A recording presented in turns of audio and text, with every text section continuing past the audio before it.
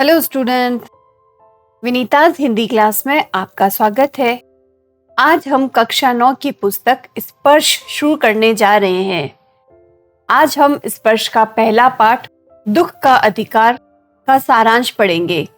इसके लेखक यशपाल जी हैं, जिन्होंने एक कहानी के माध्यम से वर्ग भेद करने वालों पर व्यंग्य किया है। तो आइए पढ़ते हैं। लेट्स स्टडी पार्ट 4 ऑफ दुख का अधिकार।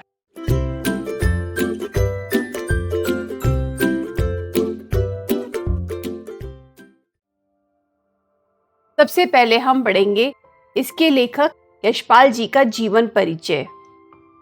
इनका जन्म स्थान पंजाब की फिरोजपुर छावनी थी और जन्म 3 दिसंबर 1903 को हुआ था। यशपाल जी की मृत्यु 26 दिसंबर 1976 को हुई थी। इन्होंने कई कृतियां लिखी, जिसमें झूठा सच, दिव्या, चक्कर और क्लब प्रमुख रही है। इन्हें सोवियत लैंड नेहरू पुरस्कार, पद्म भूषण और साहित्य अकादमी पुरस्कार से भी पुरस्कृत किया जा चुका है। जीवन परिचय के बाद अब हम आगे बढ़ते हैं और पढ़ते हैं पाठ परिचय।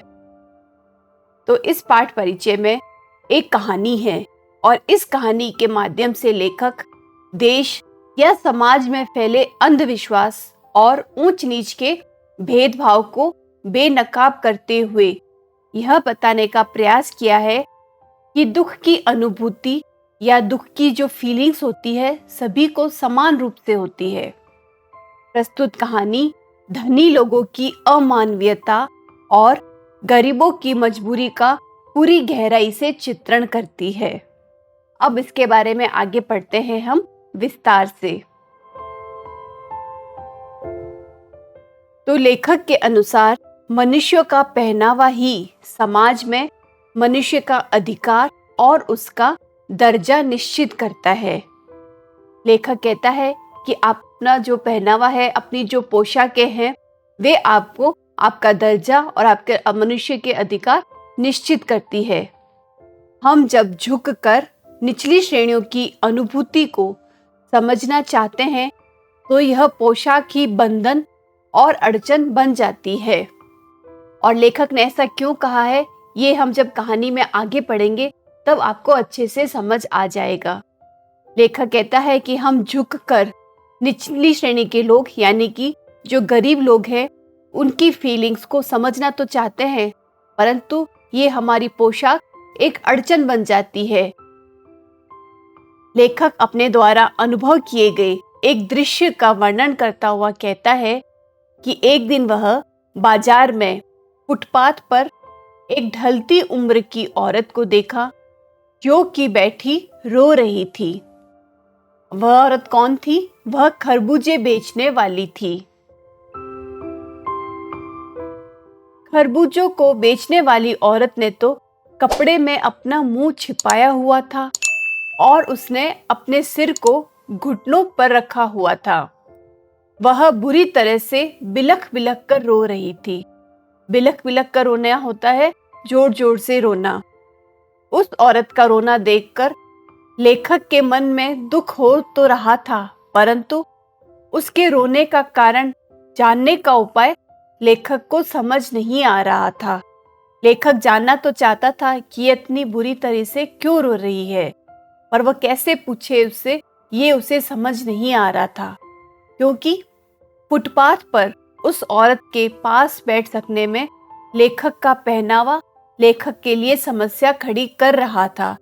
जैसे कि इस पाठ की शुरुआत में लेखक ने यह बात कही है कि मनुष्य का पहनावा उसके लिए अड़चन का काम बनता है, तो लेखक के लिए भी उसका पहनावा उसके लिए बंधन का काम कर रहा था, क्योंकि वह लेखक अच्छे घराने से था और वह महिला गरीब थी। तो उसके पास बराबर बैठकर उसकी समस्या जानने के कारण लेखक को ऐसी फीलिंग आ रही थी कि यह अच्छा नहीं लगेगा। उस औरत को इस अवस्था में देखकर, कौन सी अवस्था? उसकी रोती हुई अवस्था में देखकर एक आदमी ने नफरत से एक तरफ थूकते हुए कहा, देखो क्या जमाना है। जवान लड़के को मरे हुए अभी पूरा दिन भी नहीं बीता और यह बेशर्म दुकान लगाकर बैठी है। वहीं खड़े दूसरे साहब अपनी दाढ़ी खुजाते हुए कह रहे थे कि अरे जैसा इरादा होता है अल्लाह भी वैसा ही लाभ देता है।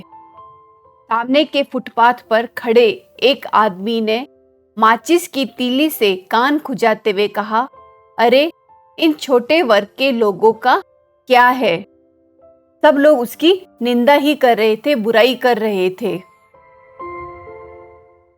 इनके लिए बेटा बेटी, पति पत्नी, धर्म ईमान सब रोटी का टुकड़ा है।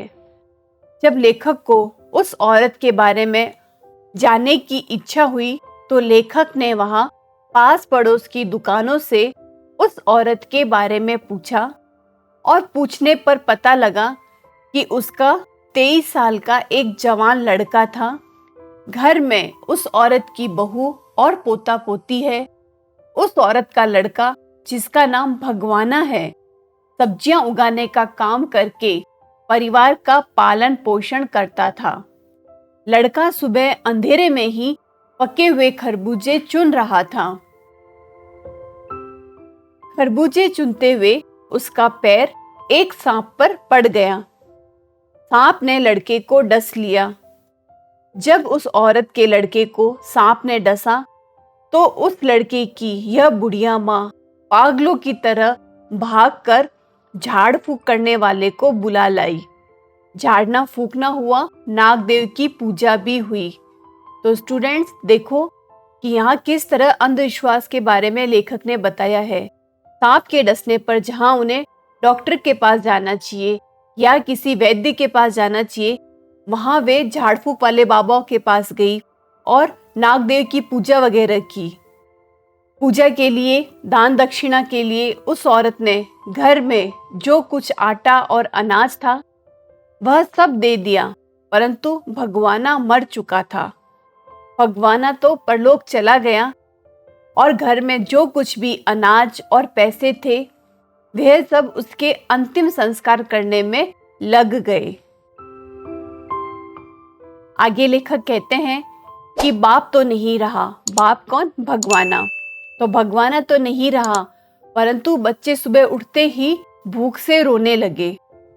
अपनी बुखार में तपती बहू और भूखे पोता पोती के लिए वृद्ध महिला बेबस कहते हैं मजबूर होकर भगवाना के बटोरे हुए या इकट्ठे करे हुए खरबूजे बेचने बाजार चली आई ताकि वह घर के लोगों की मदद कर सके। परंतु बाजार में सब उसका मजाक उड़ा रहे थे, इसलिए वह रो रही थी। तो वह बुढ़िया अपने शौक से या बिना बात कमाई करने बाजार नहीं आई थी। वह आई थी अपने भूखे पोता पोती के लिए भोजन की व्यवस्था करने, और फिर भी लोग उसके दुख को न समझ के उसकी हंसी उड़ा रहे थे। बुढ़िया खरबूजे बेचने का साहस करके बाजार तो आई थी, परंतु सब लोग दया भाव छोड़कर उसकी निंदा कर रहे थे। निंदा कहते हैं बुराई को, तो सब लोग उसकी बुराई कर रहे थे। लेखक अपने आप से ही कहता है कि कल जिसका बेटा चल बसा हो या कल जिसका बेटा मर गया हो, आज वह बाजार में सौदा बेचने चली आई है। इस माँ ने किस तरह अपने दिल को पत्थर किया होगा, मन को कितना मजबूत करके वह बाजार में अपना सौदा बेचने आई होगी। आगे लेखक उस महिला के दुख की तुलना अपने पड़ोस की धनी महिला से करता है कि वह पुत्र के शोक में 2.5 महीने तक डॉक्टरों की देखरेख में रहने पर भी हर 15 मिनट में बेहोश होकर गिर जाती थी। तो दोनों में समान दुख की भावना थी। दोनों का ही पुत्र मृत्यु को प्राप्त हुआ था, परंतु जहां एक हिम्मत करके बाजार में खरबूजे बेचने आ गई, वहीं दूसरी महिला पुत्र के शोक में डॉक्टरों की देखरेख में होने पर भी बार बार बेहोश होकर गिर रही थी। लोग उसके प्रति सहृदयता से भर उठे थे। जिस धनी महिला के बारे में लेखक बता रहा है कि लोग उसके लिए सोच रहे थे कि वह कितनी अधिक दुखी है। शोक की प्रकृति में वर्ग भेद नहीं होता। जो शोक है, दुख है, गम है, वह सबको समान रूप से होता है।